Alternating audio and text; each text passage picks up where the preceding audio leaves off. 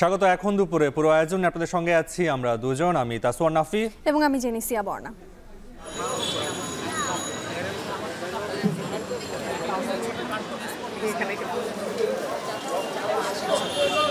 বিধিনিষেধ আমরা প্রত্যাহার করে নিচ্ছি এবং বাংলাদেশে আমাদের সাইবার স্পেসে আমরা ফেসবুক, টিকটক এবং ইউটিউব কার্যক্রম পরিচালনা করতে আর কোনো আমরা বাধা রাখছি না। এটা সম্পূর্ণভাবে সবগুলো অ্যাপ্লিকেশন আমরা ওপেন করে দিচ্ছি।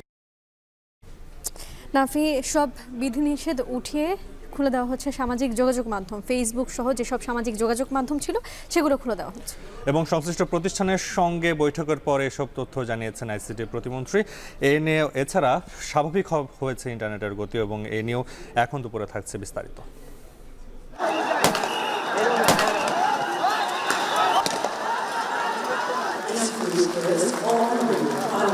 জাতীয় মৎস্য সপ্তাহ 2024 মাননীয় প্রধানমন্ত্রী শেখ হাসিনা, মাননীয় প্রধানমন্ত্রী, আমরা জাতিসংঘের কাছে আবেদন করেছি। আন্তর্জাতিকভাবে বিভিন্ন সংস্থা আছে, বিশেষ করে বিদেশে, তাদের কাছে আমরা সহযোগিতা চাই যে এই ঘটনার যথাযথ সুষ্ঠু তদন্ত এবং যারা এর সঙ্গে দোষী তাদের সাজার ব্যবস্থা। যেহেতু স্বজন হারিয়েছি, আমি জানি কষ্ট, তাদের প্রতিও আমার সহমর্মিতা জানাচ্ছি।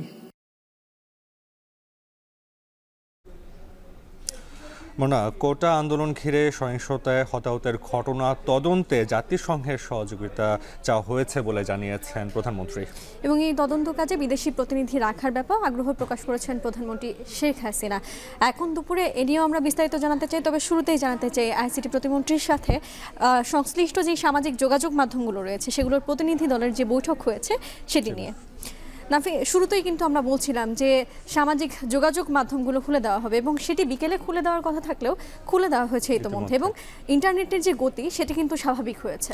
সংশ্লিষ্ট প্রতিষ্ঠানের সঙ্গে প্রতিনিধির সঙ্গে বৈঠকের পরে তথ্য জানিয়েছেন আইসিটি প্রতিমন্ত্রী। তবে গত কয়েকদিনের যে গুজব ছড়ানো হয়েছে সে দায় এড়াতে পারে না সামাজিক যোগাযোগ মাধ্যমগুলো, তিনি এই কথা বলেছেন। এ নিয়ে দেখে আসবো বিস্তারিত প্রতিবেদনে। গত 18 জুলাই সকাল নাগাদ বন্ধ হয়ে যায় মোবাইল ইন্টারনেট। সন্ধ্যা নাগাদ বন্ধ হয়ে পড়ে ব্রডব্যান্ড ইন্টারনেট সেবাও। এতে দেশ জুড়ে বন্ধ হয়ে যায় এই গুরুত্বপূর্ণ সেবা খাতটি।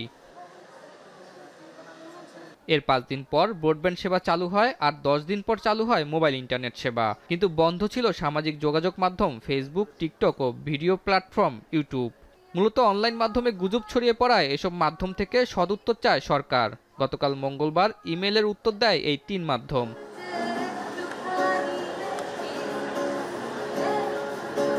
বুধবার সকালে ভার্চুয়াল বৈঠক করে উত্তর দেয় ফেসবুক এবং সরাসরি উত্তর দেয় টিকটক, কিন্তু বৈঠকের জন্য আরও সময় চায় ইউটিউব।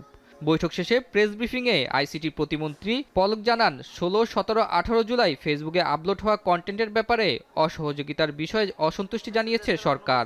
এ সময় দেশের আইন কি ভঙ্গ হয়েছে সেসব বিষয়ে দৃষ্টিভঙ্গি দিয়েছে সরকার। আনুষ্ঠানিকভাবে আজকে আপনাদেরকে জানাতে চাচ্ছি যে আজকে আমরা সেই বিধিনিষেধ আমরা প্রত্যাহার করে নিচ্ছি এবং বাংলাদেশে আমাদের সাইবার স্পেসে আমরা ফেসবুক, টিকটক এবং ইউটিউব কার্যক্রম পরিচালনা করতে আর কোনো আমরা বাধা রাখছি না। এটা সম্পূর্ণভাবে সবগুলো অ্যাপ্লিকেশন আমরা ওপেন করে দিচ্ছি। ইন্টারনেট স্পিড আগের চেয়ে অনেকটাই বাড়বে বলে জানান প্রতিমন্ত্রী। আতাউনিয়ন, এখন, ঢাকা। সমাধান হয়ে যাওয়া বিষয়কে যারা সহিংসতায় রূপ দিলেন তাদের কি অর্জন হলো সেই প্রশ্ন করলেন প্রধানমন্ত্রী শেখ হাসিনা। সকালে রাজধানীর আগারগাঁওয়ে বঙ্গবন্ধু আন্তর্জাতিক সম্মেলন কেন্দ্রে জাতীয় মৎস্য সপ্তাহের উদ্বোধন অনুষ্ঠানে প্রধানমন্ত্রী আরও বলেছেন যে সহিংসতায় হতাহতের যে ঘটনাগুলো ঘটেছে সেখানে তদন্তে জাতিসংঘের সহায়তা চেয়েছেন তিনি। এ নিয়ে একটি প্রতিবেদন রয়েছে, আমরা দেখে আসবো। মাছে ভাতে বাঙালি এই প্রবাদের যথার্থতা মেলে দেশবাসীর খাদ্যাভ্যাসে। এমনকি মাছ উৎপাদনেও বিশ্বে 5ম স্থানে বাংলাদেশ। প্রতি বছরের মতো জুলাইয়ের শেষে জাতীয় মৎস্য সপ্তাহ উদ্বোধন করেন প্রধানমন্ত্রী শেখ হাসিনা। জনাব এনামুল হক বাবুল বুধবার সকালে রাজধানীর আগারগাঁওয়ে বঙ্গবন্ধু আন্তর্জাতিক সম্মেলন কেন্দ্রে এই সপ্তাহের উদ্বোধনকালে মৎস্য খাতে অবদান রাখার জন্য ২২ ব্যক্তি ও প্রতিষ্ঠানকে পদক তুলে দেন সরকার প্রধান। শেরেবাংলা কৃষি বিশ্ববিদ্যালয়, ঢাকা। মৎস্য সপ্তাহের অনুষ্ঠান হলেও প্রধানমন্ত্রীর বক্তব্যে সাম্প্রতিক সহিংসতার কথাও উঠে আসে। এ সময় বারবার আবেগ আপ্লুত হয়ে পড়েন তিনি। স্থাপনা যেগুলি ধ্বংস করছে সেগুলি তো পুনর্গঠন করা যাবে, কিন্তু যে প্রাণগুলি ঝরে গেল সেগুলি তো আমরা ফিরে পাবো না। সমাধান হয়ে যাওয়া বিষয়টি নিয়ে যারা শিক্ষার্থীদের উপর ভর করে সহিংসতা সৃষ্টি করল, দেশের ভাবমূর্তি নষ্ট করলেন, কি লাভ হলো তাদের, সেই প্রশ্ন তোলেন প্রধানমন্ত্রী। আমি জানি না অপরাধটা কি ছিল আমাদের, যে ইস্যুটা নেই সেটা নিয়ে আন্দোলনের নামে এই ধ্বংসাত্মক কার্যকলাপগুলি, দেশের অর্জনকে নষ্ট করা, আন্তর্জাতিকভাবে বাংলাদেশের ভাবমূর্তি নষ্ট করা, কে কি অর্জন করলো সেটাই আমার প্রশ্ন। একটা ঘটনা ঘটিয়ে ঘোলাপানিতে মাছ শিকার করে দেশকে পিছনে টেনে নেওয়ার এই চক্রান্তে যারা জড়িত, সেটা আপনাদের খুঁজে বের করা উচিত। এই ঘটনার তদন্তে গঠিত কমিশনে জাতিসংঘের সহযোগিতা ও বিদেশি প্রতিনিধি রাখার কথাও জানান প্রধানমন্ত্রী। বলেন, বিচার বিভাগীয় তদন্তের পরিধি বাড়ানোর জন্য একজন অতিরিক্ত বিচারপতিও নিয়োগ দেওয়া হয়েছে। আন্তর্জাতিকভাবে সুষ্ঠু তদন্ত করতে সরকারের আন্তরিকতার কথাও জানান সরকার প্রধান। আমরা একজন জজ সাহেবকে দিয়ে করেছিলাম, সেখানে আমি বলেছি আরও দুজন জজ সাহেব দিয়ে, আরও দুজন লোকবল বৃদ্ধি করে দিয়ে এবং তার তদন্তের পরিধি বাড়ানো। সেই সঙ্গে আমরা জাতিসংঘের কাছে আবেদন করেছি যে আমরা আন্তর্জাতিকভাবে বিভিন্ন সংস্থা আছে, বিশেষ করে বিদেশে, তাদের কাছে আমরা সহযোগিতা চাই যে এই ঘটনার যথাযথ সুষ্ঠু তদন্ত এবং যারা এর সঙ্গে দোষী তাদের সাজার ব্যবস্থা। এদিকে গভীর সমুদ্রে মৎস্য আহরণে গতি আনতে জাপান ও মালদ্বীপের সাথে সরকার আলোচনা করছে বলে উল্লেখ করেন প্রধানমন্ত্রী। আমরা কিন্তু এখনো গভীর সমুদ্রে পৌঁছাতে পারিনি। আমি জাপানের সঙ্গে কথা বলেছি, মালদ্বীপের সাথে কথা বলেছি, শ্রীলঙ্কার সাথে কথা বলছি, যাদের অভিজ্ঞতা আছে।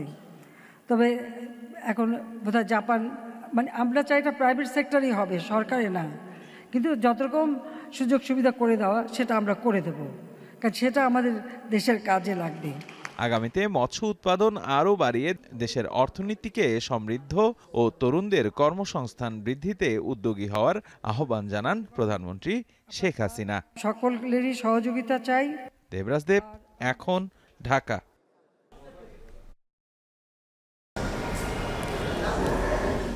রেল যোগাযোগটা বন্ধ থাকার কারণে অনেক সমস্যা বা ভোগান্তির শিকার হচ্ছি। ট্রেনে সবসময় আসতাম, এখন ট্রেন চলে না, এখন তো বাসে যাওয়া লাগবে। অল্টারনেটিভলি আমার দ্রুত কোনো একটা ট্রান্সপোর্ট রেডি করা লাগতেছে। এই ট্রেনটা যদি আরম্ভ হয়ে যাক তাহলে আমি একটু সুবিধাভাবে যেতে পারবো আর কি। জরুরি প্রয়োজনে তেলবাহী লরি কিছু আমাদের ঢাকা থেকে চট্টগ্রাম বা খুলনা, রাজশাহী বিভিন্ন দিকে যাচ্ছে।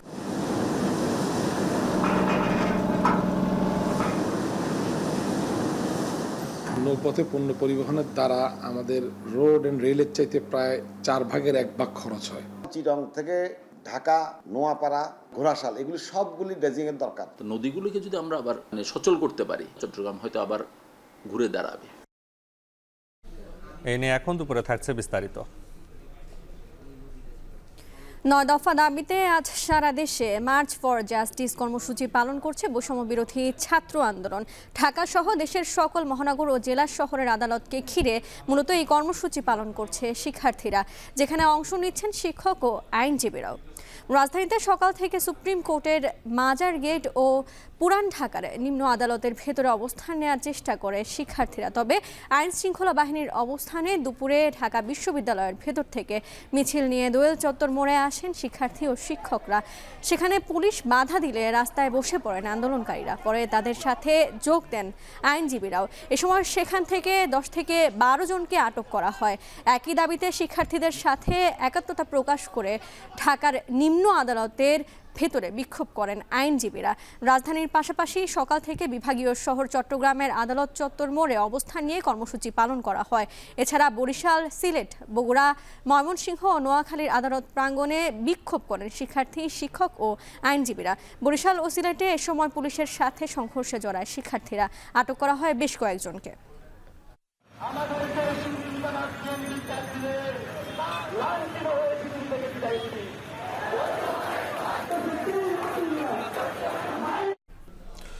কাল থেকে শুরু হচ্ছে ট্রেন চলাচল, তবে সেটি স্বল্প দূরত্বে চলবে এবং রেলওয়ে মহাপরিচালক জানান যখন কারফিউ শিথিল থাকবে তখন ট্রেন চলাচল হবে এবং 2 সপ্তাহ ধরে ট্রেন চলাচল বন্ধ থাকার কারণে ভোগান্তিতে পড়েছেন যাত্রীরা। এই সময়টাতে বিকল্প হিসেবে তারা বেছে নিয়েছিলেন সড়কপথ এবং আকাশপথকে। ঠিক এই সময় এসে যাত্রীরা দ্রুত সব ধরনের ট্রেন চলাচলের দাবি করছেন। সিফাত শাহরিয়ারের একটি প্রতিবেদন রয়েছে, আমরা দেখে আসব। উত্তর কিংবা দক্ষিণ স্টেশন ধরে সামনে তাকালেই দেখা মিলবে লাল সিগন্যালের। 2 সপ্তাহ ধরেই লাল সিগন্যালের অনড় অবস্থান। তাতে ঘোরেনি চাকা, বন্ধ দরজা জানালা, ইঞ্জিনবিহীন ঠায় দাঁড়িয়ে ট্রেন। কমলাপুরের কর্মকর্তা কর্মচারী তো বটেই, শালিক কাকার ক্ষুদ্র ব্যবসায়ী আলাউদ্দিনের কাছেও এই আঙিনা অচেনা লাগছে। স্টাফ ছাড়া, আমি ছাড়া আর কেউ দেখি না, এরকম অবস্থা আছি। তো এইরকম অবস্থা আমি আর কখনো দেখিনি। নিকট অতীত করোনাকালীন ছাড়া কে কবে দেখেছে প্ল্যাটফর্ম জুড়ে এমন নীরবতা? সে সময় যাত্রীবাহী ট্রেন বন্ধ থাকলেও চলেছে পণ্যবাহী ট্রেন। তবে এবার বন্ধ সকল ট্রেন চলাচল। তাতে ভোগান্তিতে পড়েছে নিয়মিত রেলপথে যাত্রা করা হাজার হাজার যাত্রী। এই রেলপথ থেকে বেঁকে তাদের গন্তব্যে পৌঁছানোর নতুন বাহন কি এখন? নিরাপদ বাহন না পেয়ে দূরপাল্লার যাত্রীরা অস্থায়ী বসবাস শুরু করেছেন রাজধানীতে। স্বল্প দূরত্ব আর শহরতলির অফিসগামীরা বেছে নিয়েছেন বাস। ট্রেনে সবসময় আসতাম, এখন ট্রেন চলে না, এখন তো বাসে যাওয়া লাগবে। নিশ্চয় এখন কষ্ট হলেও বাসে যেতে হবে, না যাওয়ার তো কোনো উপায় নেই। সেজন্য ফিরে যেতে চাচ্ছি, মহাখালী যাবো, মহাখালী যায় বাসে উঠবো। প্রতিবেশী দেশের নিয়মিত ট্রেন যাত্রীরা বিকল্প হিসেবে যাত্রা করছেন আকাশপথে। বাসে যদি আমি অ্যাভেলেবেল টিকিট পাই তো বাসে যাবো, আর যদি না পাই তাহলে আমার বিমানে যেতেই হবে, কারণ যে আমার ওখানে যেহেতু আমার রোগী, আমার ডাক্তার দেখাইতেই হবে মাস্ট। আমি তো অলরেডি ছুটি নিয়ে ফেলেছিলাম, তো এখন অল্টারনেটিভলি আমার দ্রুত কোনো একটা ট্রান্সপোর্ট রেডি করা লাগতেছে, আমি হয়তো এয়ারে চলে যাব অল্টারনেটিভলি। এই ট্রেনটা যদি আরম্ভ হয়ে যাক তাহলে আমি একটু সুবিধাভাবে যেতে পারবো আর কি। এ সময় প্রতিদিনই ঢাকা স্টেশন থেকে আশাহত হয়ে ফিরেছেন যাত্রীরা। একই অবস্থা ঢাকার বাইরের যাত্রীদেরও। আমি ভাবছিলাম যে রেলওয়ে স্টেশন খোলা, এখন আসার পরে দেখি বন্ধ। বিশেষ করে যারা চিকিৎসার জন্য এবং ইমার্জেন্সি কাজে যারা ঢাকা যাবে তার জন্য বেশি সমস্যা হয়ে দাঁড়িয়েছে। রেল যোগাযোগটা বন্ধ থাকার কারণে আসলে আমাদের অনেক সমস্যা বা ভোগান্তির শিকার হচ্ছি। দ্রুত সময়ে ট্রেন চালু হবে আমাদের জন্য অতি মঙ্গল। জরুরি প্রয়োজনে তেলবাহী কিছু কন্টেনার, তেলবাহী লরি কিছু আমাদের ঢাকা থেকে চট্টগ্রাম, খুলনা, রাজশাহী বিভিন্ন দিকে যাচ্ছে। রেলওয়ে কর্তৃপক্ষ বলছেন 1 আগস্ট থেকে কারফিউ শিথিলের সময় স্বল্প দূরত্বে চলবে ট্রেন। কারফিউ শিথিল থাকবে এই সময় আমরা লোকাল, মেল এক্সপ্রেস এবং কমিউটার ট্রেনগুলো আগামী 1 তারিখ থেকে চালাবো, 2 দিন বা 3 দিন। তারপরে যদি পরিস্থিতি ভালো থাকে তাহলে সেক্ষেত্রে তখন আমরা ওই কারফিউ শিথিল সময়ের মধ্যেই স্বল্প দূরত্বে যদি আন্তনগর ট্রেনগুলো চালানো সম্ভব হয় সেটাও চালাবো। শুরুতে ঢাকা থেকে নারায়ণগঞ্জ, গাজীপুর ও টাঙ্গাইলে চলবে কমিউটার ট্রেন। সিফাত শাহরিয়ার, এখন ঢাকা। নাফি, সাম্প্রতিক সময় সড়কপথে পণ্য পরিবহন কিছুটা বিঘ্নিত হলেও এবং কিছুটা আমরা যদি বলতে পারি থেমে থেমে থাকলেও এই যে নৌপথ রয়েছে বা নৌরুট রয়েছে সেখানে কিন্তু সচল ছিল এবং যেটি বলা হচ্ছে এর ফলে শিল্পের কাঁচামাল বা জ্বালানি তেলের যে সরবরাহ সেটি অনেকটা নির্বিঘ্নেই হয়েছে। এই অবস্থায় এসে কম খরচে পণ্য পরিবহন ও বিপণনে ছোট ছোট যে নৌরুটগুলো রয়েছে সেগুলো খোলা রাখার দাবি করছেন শিল্প মালিকরা। নৌপথে পণ্য পরিবহন বাড়ানোর জন্য সারা দেশে নৌপথের যে সংযোগস্থল সেটি বরিশালের কালীগঞ্জ সহ পাবনার বাঘাবাড়ি, নগরবাড়ি নৌরুট ড্রেজিংয়ের দাবি করছে তারা এবং এই নিয়ে বিস্তারিত জানাবেন হাজেরা শিউলি। চট্টগ্রাম বন্দর দিয়ে দেশের 90% পণ্য আমদানি ও রফতানি হয়। এর মধ্যে 12 কোটি মেট্রিক টন পণ্য আসে খোলা বা কার্গো জাহাজে। যদিও বন্দর চ্যানেলের নাব্যতা কম থাকায় বড় জাহাজে আসা শিল্প কারখানার কাঁচামাল এবং বহির্নোঙরে লাইটার জাহাজের মাধ্যমে সার, গম, লবণ, চিনি, ভোজ্য তেল, সিমেন্ট ক্লিংকার, পাথর, স্টিল, HR কয়েল এসব পণ্যের সিংহভাগই খালাসের পরে নদীপথে দেশের বিভিন্ন স্থানে নেওয়া হয়। সম্প্রতি দেশের উদ্ভূত পরিস্থিতিতে যান চলাচল বাধাগ্রস্ত ও ইন্টারনেট সংযোগ বন্ধ থাকায় পণ্য পরিবহনে তৈরি হয় সংকট। বিঘ্নিত হয় কন্টেনার জাহাজ থেকে পণ্য খালাস ও ডেলিভারি। যদিও এই সময়ে বহির্নোঙরে থাকা বড় কার্গো জাহাজ থেকে পণ্য খালাস ছিল অনেকটাই স্বাভাবিক। 4 দিনে প্রায় 4 লাখ মেট্রিক টন পণ্য খালাস হয় এবং নৌপথে পরিবহন করা হয় 1.5 থেকে 2 লাখ মেট্রিক টন পণ্য। অভ্যন্তরীণ নৌপথে পণ্য পরিবহন স্বাভাবিক থাকায় দেশের সাপ্লাই চেইন, বিশেষ করে জ্বালানি তেল, খাদ্যশস্য, কয়লা এবং ভারী শিল্পের কাঁচামাল পরিবহনে সংকট হয়নি বলে মনে করেন নৌবাণিজ্য অধিদপ্তর। নৌপথে পণ্য পরিবহনের দ্বারা আমাদের অন্যান্য রোড অ্যান্ড রেলের চাইতে প্রায় 4 ভাগের 1 ভাগ খরচ হয়। সো একে কস্ট এফেক্টিভ, সেই সাথে এনভায়রনমেন্ট সাস্টেনেবল। আর জাহাজ মালিকরা বলছেন নৌপথে পণ্য পরিবহন সাশ্রয়ী ও নিরাপদ। সড়কপথে যেখানে প্রতি মেট্রিক টন পণ্য পরিবহনে 1 থেকে 1,500 টাকা খরচ হয়, সেখানে নৌপথে হয় 500 টাকা। সরকার যদি নৌপথের দিকে একটু সুনজর দেয়, বাংলাদেশের উন্নয়নের মানুষ জনগণের কাছে খুব কম পয়সায় মালটা পৌঁছে যাবে এবং নৌপথে খরচও অনেক কম। লাইটারেজ জাহাজ মালিকরা বলছেন বেশ কিছু নৌরুট ড্রেজিং করা হলেও গুরুত্বপূর্ণ সংযোগস্থল বরিশালের কালীগঞ্জে নাব্যতা কমে গেছে। এছাড়া নাব্যতা কমে গেছে ঘোড়াশাল, বাঘাবাড়ি, নগরবাড়ি নৌরুট, যশোরের নোয়াপাড়া চ্যানেলের। সেই সঙ্গে সন্দ্বীপ চ্যানেলে বেশ কিছু জাহাজ ডুবে গেলেও সেগুলো উদ্ধার না করায় প্রায়ই দুর্ঘটনার কবলে পড়ছে লাইটারের জাহাজ। এতে ক্ষতি হচ্ছে জানমাল। নিরাপদ ও সাশ্রয়ী পণ্য পরিবহনে নিয়মিত ড্রেজিং ও ডুবে যাওয়া জাহাজ উদ্ধারের দাবি সংশ্লিষ্টদের।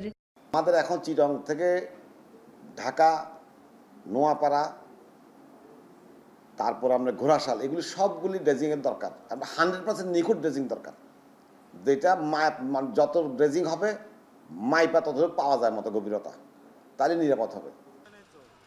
মহাসড়কে টোল ও ওজনের সীমাবদ্ধতায় বেড়ে যায় খরচ। এক্ষেত্রে সাশ্রয়ী মূল্যে পণ্য বিপণনে বিলুপ্ত হওয়া ছোট ছোট নৌরুট সচলের দাবি শিল্প মালিকদের। আমাদের যেহেতু প্রোডাক্ট কস্ট কম, ওই প্রোডাক্ট কস্টে গিয়ে ইফেক্ট যখন করতেছে তখন percentage of the transportation is অনেক হাই হয়ে যাচ্ছে। তো নদীগুলোকে যদি আমরা আবার সচল করতে পারি, ওই ক্ষেত্রে দেখা যেতে পারে যে চট্টগ্রাম হয়তো আবার ঘুরে দাঁড়াবে। গেল বছরে চট্টগ্রাম বন্দরের বহির্নোঙরে খাদ্য শিল্পের কাঁচামাল সহ প্রায় 5.5 কোটি মেট্রিক টন পণ্য খালাস হয়। এসব পণ্য খালাস করে প্রায় 1,500 লাইটারের জাহাজ। হাজেরা শিউলি, এখন চট্টগ্রাম। এখন দুপুরে নিচ্ছে বিরতি, ফিরছি কিছুক্ষণ পরেই।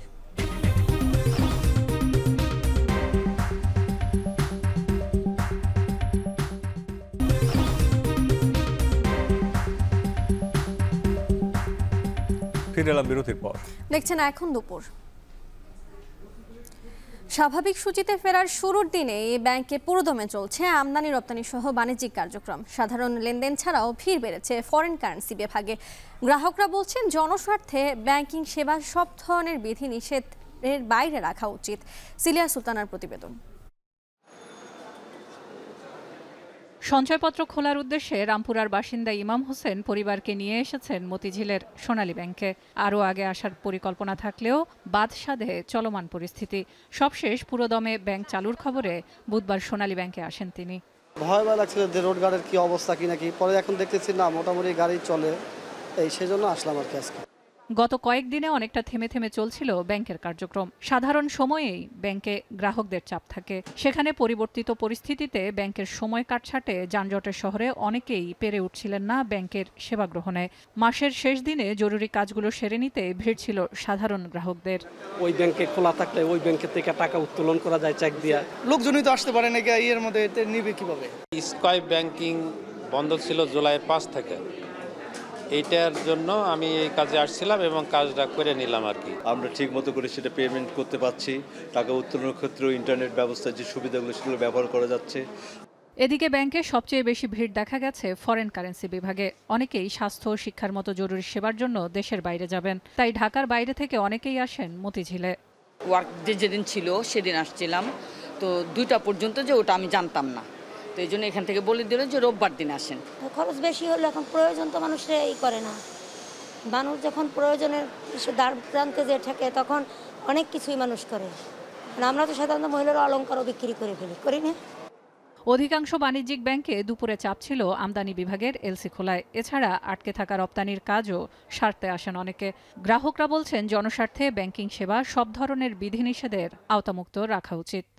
চলমান পরিস্থিতি, এর থেকে যদি ব্যাংকগুলোকে একটু বা ফাইন্যান্সিয়াল ইনস্টিটিউশনগুলোকে একটু আলাদাভাবে দেখা যায়, আলাদা নিরাপত্তা দিয়ে বা ওনাদের রেগুলার ওয়ার্কিং আওয়ার দিয়ে 5টা পর্যন্ত, তাহলে আমার মনে হয় যে আবার সব নর্মালের মতোই, অন্তত অর্থনৈতিক ব্যাপারটা যেটা আসলে সবারই দরকার। পার্টি পেমেন্ট করবো আর কি, মানে কি আমার ওই যে কোম্পানি থেকে আমার এই পার্টি পেমেন্ট করতে হয়, তো এই যে এখানে দেখলাম যে খুব ভালো সার্ভিস এই পাইতেছি। ব্যাংক কর্মকর্তারাও বলছেন পুরোদমে ব্যাংক চালু হওয়ায় সেবা নিতে আসছেন গ্রাহকরা। এতে গত কয়েকদিনের গ্রাহকদের ক্ষতি পুষিয়ে দেওয়ার চেষ্টা করবে ব্যাংকগুলো। 3 ঘন্টা বাড়তি সময়ে আমরা আমাদের দৈনন্দিন যাবতীয় কাজ সুন্দরভাবে সম্পন্ন করে যেতে পারবো। পাশাপাশি গ্রাহকদের যদি আরও কোনো বাড়তি সময়ের প্রয়োজন হয়, এখন যেহেতু কোনো রেস্ট্রিকশন নাই, আমরা অবস্থান করে তাদেরকে সেবা নিশ্চিত করে তারপরে যাবো ইনশাল্লাহ। পুরোপুরি আগের অবস্থায় না ফিরলেও গ্রাহকদের চলাচল বেড়েছে ব্যাংক পাড়ায়, সে কারণে চাপ বেড়েছে কিছুটা। তবে পরিস্থিতি স্বাভাবিক হলে আর্থিক খাতে গতি ফিরবে বলে আশা কেন্দ্রীয় ব্যাংকের। সেলিয়া সুলতানা, এখন, ঢাকা।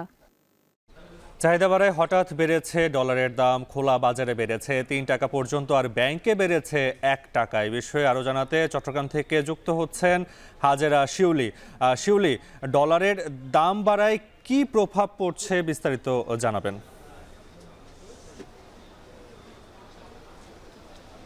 ডলারের দাম বাড়ার কারণে বিশেষ করে আমদানি পণ্যর ক্ষেত্রে পণ্য আমদানিতে বেশি প্রভাব পড়েছে। বিশেষ করে পেমেন্টের ক্ষেত্রে আমদানিকারকরা বলছেন তারা যে রেটে এলসি খুলেছেন, যখন পেমেন্ট করতে যাচ্ছেন তখন তাদেরকে তার চেয়ে অনেক বেশি দামে পেমেন্ট করতে হচ্ছে, যার ফলে পণ্যের দামে সেটা প্রভাব পড়ার কারণে কিন্তু বাজারও এর একটা বিরূপ প্রভাব পড়তে পারে।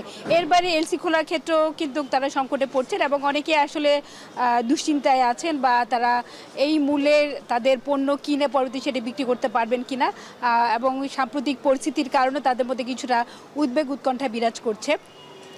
এর বাইরে কিন্তু আসলে অনেকেই যারা প্রবাসী দেশে এসেছেন, অনেকেই কিন্তু পরিস্থিতির কারণে তারা আবার তাদের গন্তব্যস্থল বা কর্মস্থলে ফিরবেন। তাদের সেক্ষেত্রেও যারা আসলে বিদেশ যাচ্ছেন তাদেরকেও কিন্তু বাড়তি দামে ডলার কিনতে হচ্ছে। চিকিৎসা বা বিভিন্ন প্রয়োজনেও যারা বিদেশ ভ্রমণ করছেন তাদেরকেও বাড়তি দামে ডলার কিনতে হচ্ছে, এবং পুরো আসলে আন্তর্জাতিক যে লেনদেন পুরোটাই কিন্তু আমাদের ডলার উপর নির্ভরশীল। তাই ডলারের দাম বাড়লে কিন্তু সব কিছুর উপরই এর একটি প্রভাব পড়ে, এবং বিশেষ করে পণ্য আমদানি ক্ষেত্রে যদি আমদানি কমে যায় পরবর্তী সাপ্লাই চেইনে একটি প্রভাব পড়তে পারে এবং বাজার পণ্যের দাম বাড়ারও একটি বড় ধরনের সংখ্যা থেকে যায়। এবং এখানে যে এক্সচেঞ্জ হাউসগুলো আছে তারা বলছে যে সাম্প্রতিক যে সহিংসতা এবং কোটা আন্দোলনকে ঘিরে যে রাজনৈতিক অস্থিরতার কারণে প্রবাসীরা আগের মতো দেশে আসছেন না, এবং আগের মতো ব্যাংকিং চ্যানেলও কিন্তু টাকা পাঠানো কমে গেছে, এবং এই চলতি জুলাই মাসেও কিন্তু বেশ কয়েকদিন ইন্টারনেট সংযোগ বন্ধ থাকা এবং ব্যাংকিং কার্যক্রম বন্ধ থাকায় সেভাবে আসলে রেমিটেন্স আসে নাই। সে কারণে কিন্তু ব্যাংকিং চ্যানেলও কিন্তু টাকা আসা, ডলার আসা কমেছে। সব কিছু মিলে কিন্তু বাজারে এর একটি প্রভাব পড়েছে, এবং আসলে আগামী 1 সপ্তাহের মধ্যে বোঝা যাবে যে আসলে ডলারের প্রভাব যদি আবার পূর্বের অবস্থায় ফিরে আসে এবং সরবরাহ যদি ভালো থাকে তাহলে হয়তো দামটা আবার কমে আসতে পারে, এবং এখানে আসলে সরবরাহের উপরেই বাজারের ডলার সরবরাহের উপরেই দাম ওঠানামা করে, এবং যদিও ব্যাংকিং চ্যানেলে আজ 18 থেকে 19 টাকার মধ্যেই ব্যাংকগুলো তারা ডলার বিক্রি করছে, তবে মানি এক্সচেঞ্জ এবং খোলা বাজারে কিন্তু 23 থেকে 24 টাকায় বিক্রি হচ্ছে। তো নাফি, এই ছিল আমার কাছে ডলারের দর নিয়ে সবশেষ। চাহিদা বাড়ার কারণে হঠাৎ করে দাম বেড়েছে ডলারের, সে বিষয়ে জানাতে চট্টগ্রাম থেকে যুক্ত ছিলেন হাজেরা শিউলি। এই মুহূর্তে এখন দুপুরে নিচ্ছে আরও একটি বিরতি, ফিরছি কিছুক্ষণ পরে।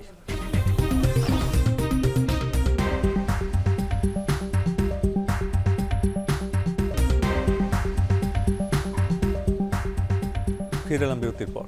দেখছেন এখন দুপুর।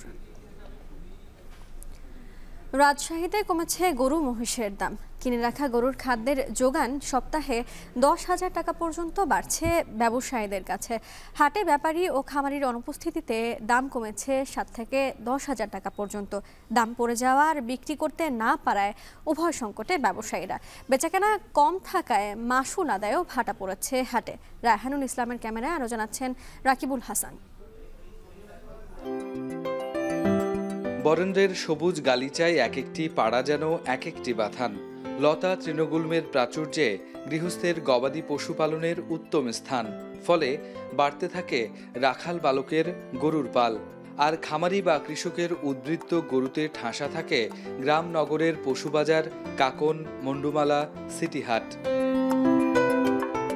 দেশি, শাহিওয়াল, ফ্রিজিয়ান বা অস্ট্রেলিয়ান গ্রাম ঘুরে সুস্থ সবল এসব গরু খুঁজে খুঁজে কেনেন স্থানীয় ব্যবসায়ীরা। এই যেমন চারঘাট উপজেলার মুংলি গ্রাম। গ্রামীণ রাস্তার দুপাশ জুড়ে অন্তত 40 ঘরের প্রত্যেকেই জড়িত গরু কেনাবেচায়। সাপ্তাহিক হাটে বিক্রির লক্ষ্যে গ্রামে গ্রামে ঘুরে গরু কিনে সংগ্রহ বাড়ান নিজেদের গোয়ালে। তারা গোয়াল ভরা এসব গরু বিক্রি করেন অনলাইন বা সাপ্তাহিক হাটে। তবে চলমান পরিস্থিতিতে সবচেয়ে বড় পশুর বাজার সিটিহাট বসেনি গেল 21 ও 24 জুলাই। গ্রামীণ হাটে গরু নিয়ে অপেক্ষায় থাকছেন ব্যবসায়ীরা। গেল 28 জুলাই সিটিহাট বসলেও আসেনি বাইরের ব্যাপারী। এতে হাটে আনা গরুর সিকিভাগও বিক্রি হয়নি। পাশাপাশি ফেসবুক না থাকায় গেল 10 দিনে অনলাইন অর্ডার আসেনি ব্যাপারীর কাছে। এতে বিক্রি কমায় বেড়েছে গরু লালন পালন ব্যয়। গরু লেজটা আমাদের বেচতে পারছি না। দেখা যাচ্ছে এক সপ্তাহ গরু খেলে দেখা যাচ্ছে যে 2,000 টাকা বিল হয়ে যায়। 10টা গরু থাকলে 20,000 টাকা খরচ হয়ে যায়। খাবারের খরচের জন্য আমরা ক্ষতির মুখে পড়ে যাচ্ছি। বিক্রি হচ্ছে না, বাজারে যায় দাম কমে যাচ্ছে। এখন ব্যবসা একটু স্লো। হ্যাঁ, হাটেও আপনার খরিদ্দার আসতেছে না এবং অনলাইনেও খরিদ্দার পাচ্ছে না এখন। কারফিউ শিথিলে জেলার অন্যান্য হাট চালু হলেও রাস্তায় পরিবহন স্বল্পতা, নিরাপত্তাহীনতা আর দূরের জেলার ব্যাপারী ও খামারি না আসার প্রভাব পড়েছে গরুর দামে। 35 থেকে 40 হাজার টাকার গরু বিক্রি হচ্ছে 28 থেকে 32 হাজারে। কারফিউর কারণে আমাদের বাইরের পার্টি মাটি আসতে পারে না, রাস্তাঘাটে ভয় করে। ক্রেতা না থাকলে তো বেচা কেনা করতে পারা যায় না, শুধু গরু আর গরুই আছে। দাম একদম কমে গেছে, অনেক কমে গেছে। 10টা গরু ঘুরিয়ে নিয়ে চলে গেছি। আমাকে বাড়ি নিয়ে যেত, খাবার অনেক দাম। 110-এর গরু এখন 100, তাও লিচ্ছে না। এ অবস্থায় গরু বিক্রি না হওয়ায় হাটে কমেছে মাসুল আদায়ের হার। তাতে পুঁজি থেকে হাটের শতাধিক শ্রমিকের ব্যয় মেটাতে হচ্ছে হাট ইজারাদারদের। সেই সঙ্গে গরুর ব্যবসায়ীদের অনুরোধে হাটে ব্যাপারীদের আনার চেষ্টা করছেন তারা। প্রত্যাশা দ্রুতই সমাধান হবে এমন সংকটের। 3,61,00,000 টাকা দিয়ে টেন্ডার করা আছে, তারপরে 15% ভ্যাট আছে, 10% আয়কর আছে, এসব মিলিয়ে অনেক ইয়ে আছে। তারপরে আপনারা ধরেন যে একটা জানেন যে আমারও 100 টাকা 100 লেবার আছে, ভলেন্টিয়ার আছে, তাদেরও আমাদেরকে চালাতে। প্রাণী সম্পদ অধিদপ্তর বলছে রাজশাহী জেলার প্রায় 17,000 খামারের গোয়ালে মাংসের জন্য প্রস্তুত ও উদ্বৃত্ত আছে 1,20,000-এর বেশি গরু মহিষ, যার সিংহভাগ বেচাকেনা নির্ভর করে নগরের সিটিহাটের ওপর। রাকিবুল হাসান, এখন রাজশাহী। ইরানের তেহরানে নিজ বাসভবনে নিহত হয়েছেন হামাস প্রধান ইসমাইল হানিয়া। দুর্নিয়ন্ত্রিত ক্ষেপণাস্ত্রের আঘাতে দেহরক্ষী সহ হত্যা করা হয় তাকে। এ নিয়ে মন্তব্য করতে অস্বীকৃতি জানিয়েছে ইসরায়েলি বাহিনী।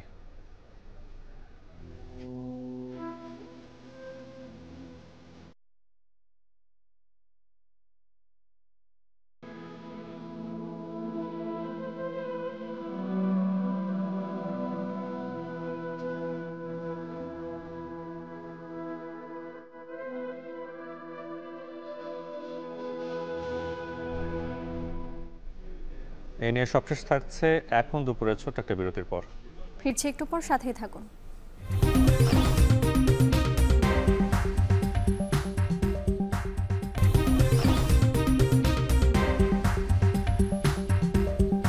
ফিরে এলাম বিরতির পর। আবারও স্বাগত এখন দুপুরে। গাইডেড মিসাইল ব্যবহার করে তেহরানে হত্যা করা হয়েছে হামাসের প্রধান ইসমাইল হানিয়াকে। সেনাবাহিনীর সদস্যদের জন্য সংরক্ষিত বিশেষ বাসভবনে অবস্থান করছিলেন হানিয়া। হামাস বলছে জায়নবাদীরা এই হামলা চালিয়েছে। হানিয়ার হত্যাকারীদের ছেড়ে দেওয়া হবে না বলেও জানায় হামাস। ইরানের নতুন প্রেসিডেন্ট মাসুদ পেজেশকিয়ানের শপথ গ্রহণ উপলক্ষে তেহরান গিয়েছিলেন হানিয়া।